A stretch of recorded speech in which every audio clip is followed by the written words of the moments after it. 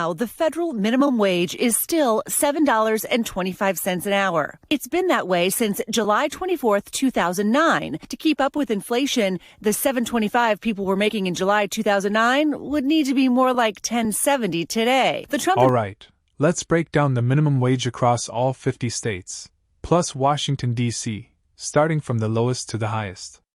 We're grouping states that share the same wage so this flows smoothly.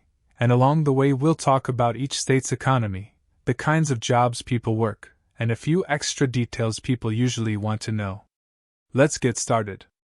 We begin at the very bottom with the only two states still stuck at $5.15, Georgia and Wyoming. Most workers there still end up making the federal minimum of $7.25, but officially, these states remain at $5.15. Georgia's economy is heavy on logistics, film production, and agriculture, with lots of jobs in warehouses, farming, and Atlanta's fast-growing tech industry. Atlanta's basically the Hollywood of the South now. Wyoming, on the other hand, runs on coal, natural gas, oil, and tourism. A lot of people work in mining, trucking, or hospitality near national parks, and it also happens to be the least populated state in the entire country.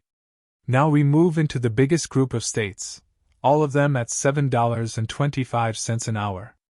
This includes Texas, Louisiana, Tennessee, Mississippi, Alabama, South Carolina, North Carolina, Utah, Oklahoma, Pennsylvania, Idaho, Indiana, Kentucky, Kansas, Iowa, Wisconsin, New Hampshire, and North Dakota.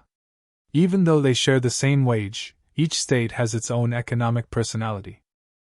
Texas has an absolutely massive economy powered by oil, tech, healthcare, manufacturing, and logistics.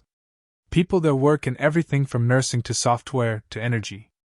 If Texas were its own country, it would have one of the largest economies in the world.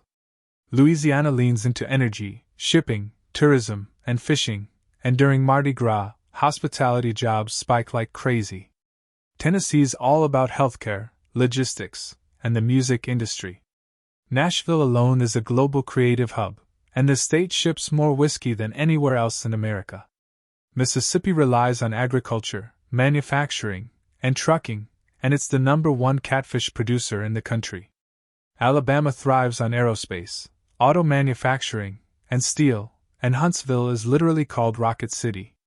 South Carolina focuses on manufacturing, shipping, and tourism thanks to the port of Charleston. North Carolina has a booming research and tech economy, especially around the Research Triangle. Utah's one of the fastest-growing states in the country with booming tech, tourism, and finance. Oklahoma has a strong mix of aerospace, agriculture, and energy, and even Tulsa has become a remote worker hotspot. Over in Pennsylvania, you get a mix of healthcare, manufacturing, and emerging tech industries, and Hershey really does smell like chocolate. Idaho is known for farming, food processing, and growing tech, and yes, the potato industry is huge.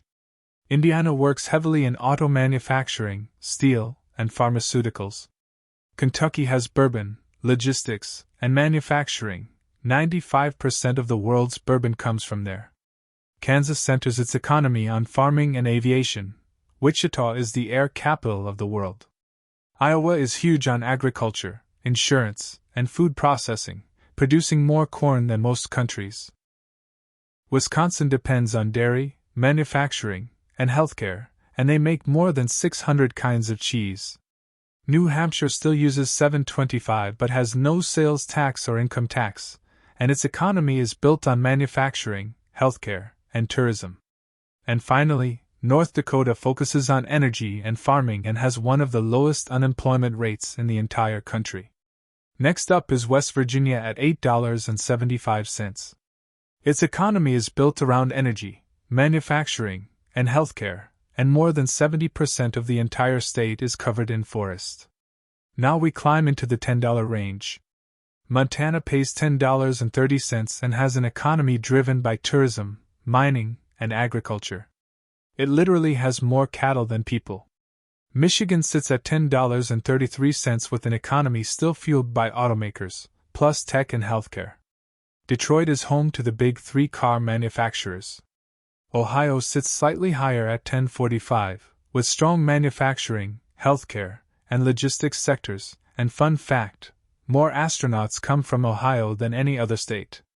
Next is South Dakota at $10.80, powered by finance, tourism, and agriculture. Mount Rushmore alone keeps thousands of jobs going.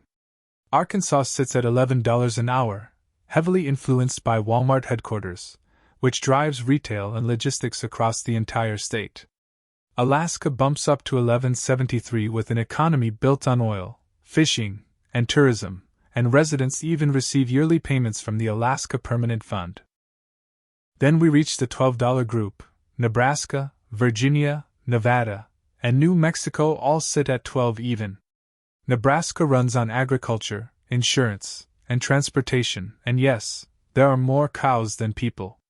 Virginia has a strong economy built on government, tech, and military industries, especially in Northern Virginia, which happens to be one of the world's biggest data center hubs. Nevada, of course, lives off tourism and entertainment, with Las Vegas employing hundreds of thousands in hospitality. And New Mexico has an economy powered by energy, tourism, and federal research labs like Los Alamos and Sandia. Moving up, Florida sits at $13 with an economy centered on tourism, healthcare, construction, and logistics, and more than 1,000 people move to Florida every single day. Delaware jumps to $13.25, and despite its size, it's a major corporate hub where more than half of Fortune 500 companies are incorporated. Vermont sets its wage at $13.67 with tourism, agriculture, and forestry leading the economy, and it's the top maple syrup producer in America. Now we enter the mid-teens. Rhode Island, Hawaii, and Illinois are all at $14 even. Rhode Island's economy is strong in healthcare, shipping, and education. Hawaii depends almost entirely on tourism and construction and has the highest cost of living in the country. Illinois is powered by Chicago's massive finance, tech, and logistics industries, and O'Hare Airport is one of the busiest in the world. Maine sits slightly higher at $14.15 with an economy built on seafood, forestry, and tourism, and it grows 90% of America's blueberries. Arizona is next at $14.35, backed by real estate, healthcare, and tech. Phoenix is one of America's fastest-growing cities. Colorado lands at $14.42 with a tech-heavy, outdoorsy economy fueled by tourism and innovation, and it's the highest state elevation-wise in the country. Now we cross the $15 line. Maryland and Massachusetts are both at 15 even.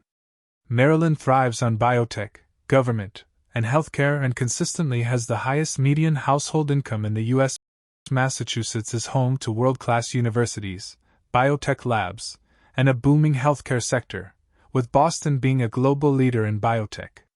New Jersey edges slightly above at $15.13 with strong logistics, pharmaceutical, and finance industries, and it's the most densely populated state in the country. Oregon ranges from $14.70 to $15.95 depending on the region, supported by tech, outdoor gear, and tourism, and Nike was founded there. New York varies by county, usually above 15, with New York City powering global finance, media, and tourism. Now we hit the $16 to $17 top tier. California ranges from $16 to $17 depending on the employer and the city. Its economy spans entertainment, technology, agriculture, and manufacturing, and if California were an independent country, it would be the fifth largest economy in the world. And finally, the highest minimum wage in America belongs to Washington, D.C. at $17 an hour.